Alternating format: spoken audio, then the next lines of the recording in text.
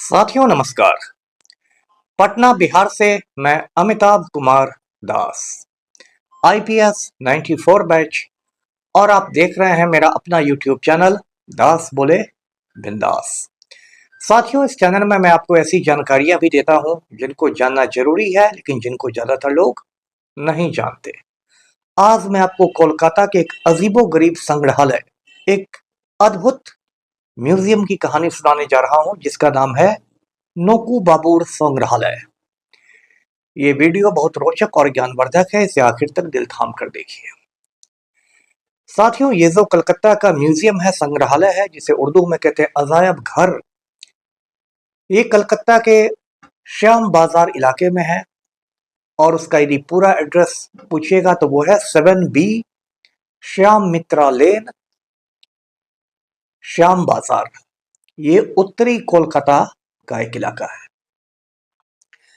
अब आप बोलेंगे कि ये संग्रहालय कैसा है, तो मैं पहले आपको नोकू बाबू के बारे में बताऊं।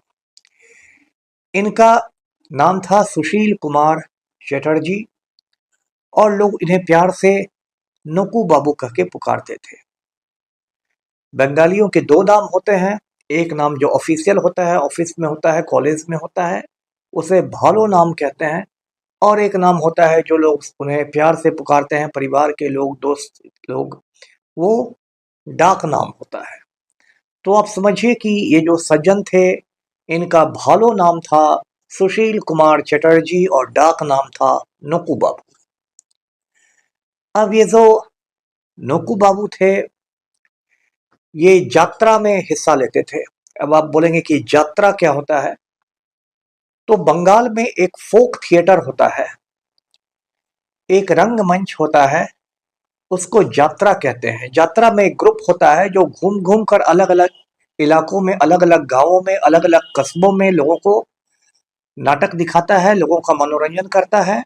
और ये बंगाल का एक पारंपरिक, आप कह सकते हैं, लोक रंगमंच है। तो नोकू बाबू इसमें काम किया करते थे, और काम के दौरान उन्हें किस्म किस्म के पत्थर और कंकड़ इकट्ठा करने की आदत पड़ गई। वो ऐसे ऐसे पत्थर इकट्ठे करते थे जो अजीबोगरीब आकार के होते थे। कोई बहुत चमकता, कोई बिल्कुल गोल, कोई तिरछा, कोई बर्फी के शेप का। ऐसे ही कंकड़ इकट्ठा करते थे और उसको इनमें बहुत मजा याद आता था। कंकड़ पत्थरों से मुझे याद आ गया, प्रेमनाथ हिंदी फिल्मों के बड़े अभिनेता हुआ करते थे। प्रेमनाथ को शौक था नर्मदा नदी के पत्थरों को इकट्ठे करने का, और बंबई में जो प्रेमनाथ का बंगला था, उसमें बाकायदा उन्होंने नर्मदा नदी से लाके सैकड़ों पत्थर जमा किए हुए थे। ऐसे भी नर्मदा के पत्थरों को बहुत लोग पवित्र मानते हैं, कहते हैं कि जितने कंकड़ उतने शंकर, मतलब नर्मदा का हर कंकड़ शंकर भगवान के बराबर है। तो कुछ वही आदत नोकू बाबू को भी थी। लेकिन जैसे जैसे दिन गुजरे, नोकू बाबू की आदत थोड़ी बदलती गई, और बीच में उन्होंने कुछ फिल्मों में भी काम किया। बंगला फिल्मों में भी काम कर लिया उन्होंने, फिर कुछ व्यापार वाली कंपनियों में भी काम कर लिया। नोकू बाबू की आदत जो बदली वो ये हो गई कि अब वे पुरानी पुरानी चीजें, जो कहते हैं ना, गुजरे जमाने की चीजें इकट्ठे करने लगी। जो जमाना अब लद चुका है, उस जमाने की चीजों के प्रति उनमें बहुत आकर्षण हो गया, और वे ऐसी ऐसी चीजों के पीछे पड़ जाते थे। ऐसी ऐसी चीजों को किसी से खरीद लेते थे, या कोई उन्हें गिफ्ट में दे देता था, या कहीं उनको वो चीज मिल जाती थी। कभी कभी कबाड़ी वाले से भी वो चीजें ले लेते थे। और ऐसा करते करते धीरे धीरे क्या हुआ कि नोकू बाबू के पास ऐसी सैकड़ों नहीं, हजारों चीजें इकट्ठी हो गई। आप उसको नायाब वस्तुएं कह सकते हैं। और नोकू बाबू का जो पुश्तैनी घर था, मतलब अभी भी वो है, वो हाथी बागान में है, 3 मंजिला घर है।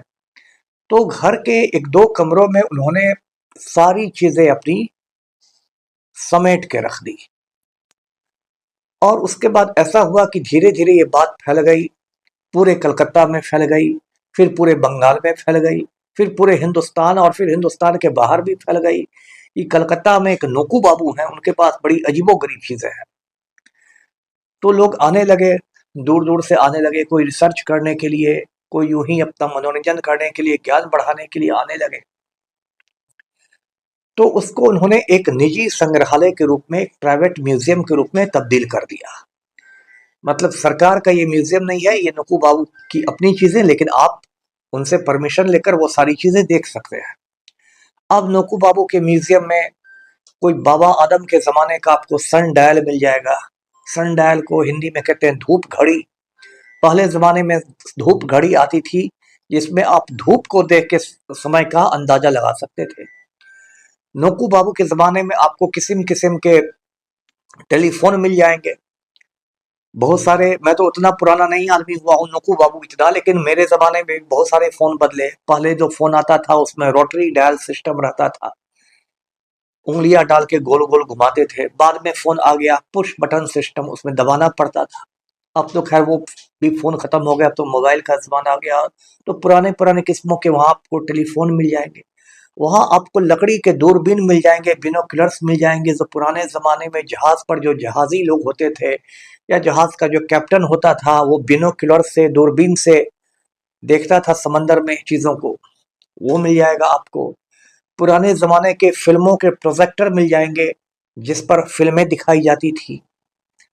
प्रथम विश्व युद्ध जो हुआ था, पहली आलमी जंग, उस जमाने की आपको किताबें मिल जाएंगी। उसमें बहुत सारी दुर्लभ किताबें हैं, जिसको सिल्वर फिश ने काट दिया है।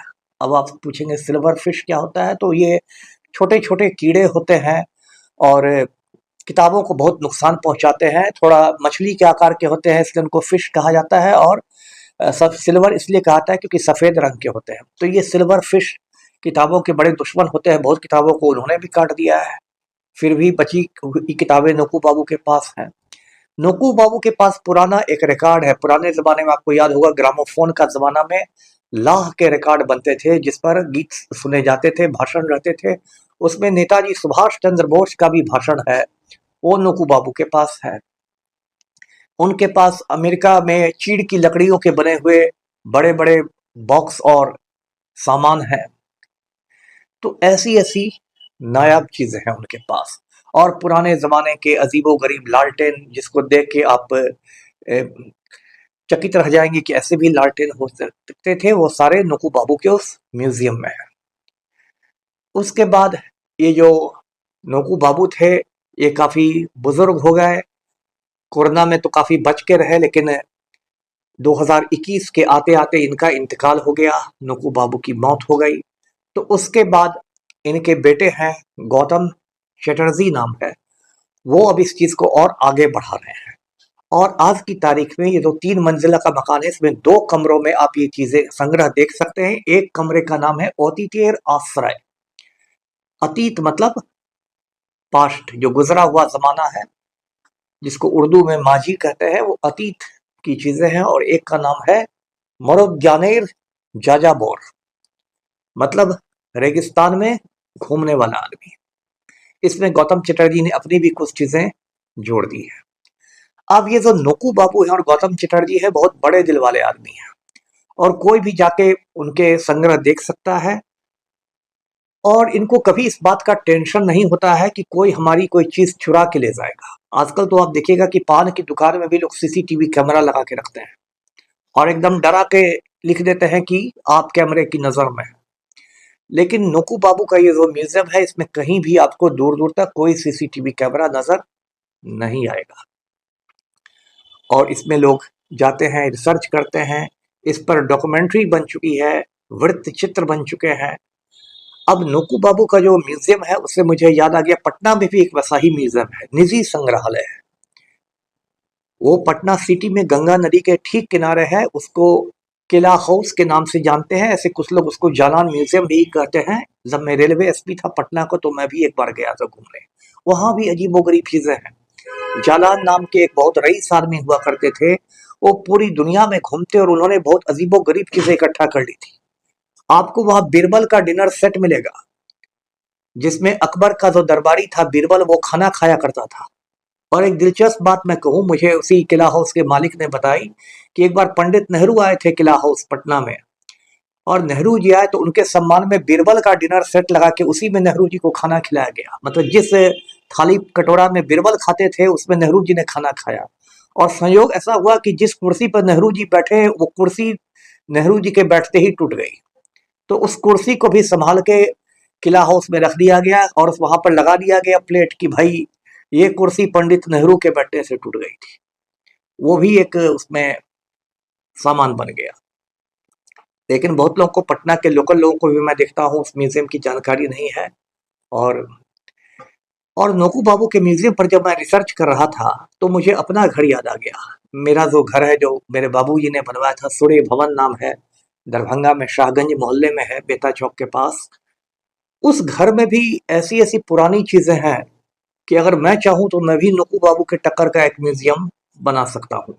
हमारे घर में एक बाबा आदम के ज़माने का एक बड़ा-सा रेडियो है, जिस पर हम लोग बचपन में बाबूजी के साथ बैठ के समाचार सुनते थे। शाम 7:30 बजे का प्रादेशिक समाचार सुनते थे। रात में 8 बजे बीबीसी लंदन की हिंदी सेवा सुनते थे। बहुत सारी बचपन से जुड़ी चीज़ें हैं। वो तो रेडियो अब काम नहीं करता, लेकिन उससे हम लोग को इतना भावनात्मक लगाव है कि हम लोग उसको फेंक भी नहीं पाते हैं। ऐसे ही हमारे घर एक इतना बड़ा ड्रेसिंग टेबल है कि उस पर तो 3, 4, 5 छोटे बच्चे ऐसे ही बैठ के खेल सकते हैं। मेरी माँ के पास बहुत पुराने-पुराने चांदी के सिक्के थे, अंग्रेजों के ज़माने के। किसी पर जॉर्ज पंचम की तस्वीर है, किसी पर जॉर्ज 6 की तस्वीर है, ब्रिटेन के राजाओं की तस्वीर है। पुराने ज़माने के सिक्कों में छेद होते थे, छेद वाले सिक्के हैं और वो एक अलग संग्रह है।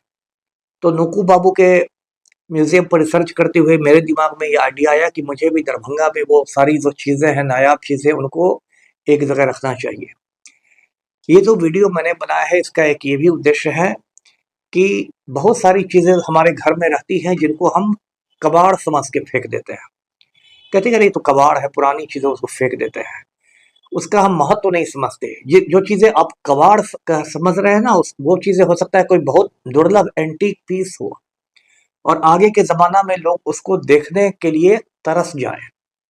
इसलिए कोई भी चीज़ यदि आप पुरानी चीज़ भी फेंकते हैं तो उस पर रुक के सोच लीजिए कि भाई ऐसा नहीं हो कि जिसको मैं कबाड़ समझ के फेंक रहा हूँ, वो कोई बहुत दुर्लभ एंटीक पीस हो।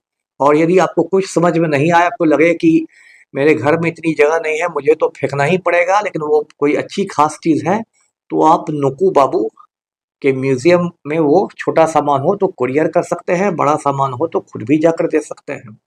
तो वीडियो यहीं तक था। वीडियो को लाइक करें, शेयर करें, चैनल को सब्सक्राइब कीजिए। धन्यवाद। जय हिंद।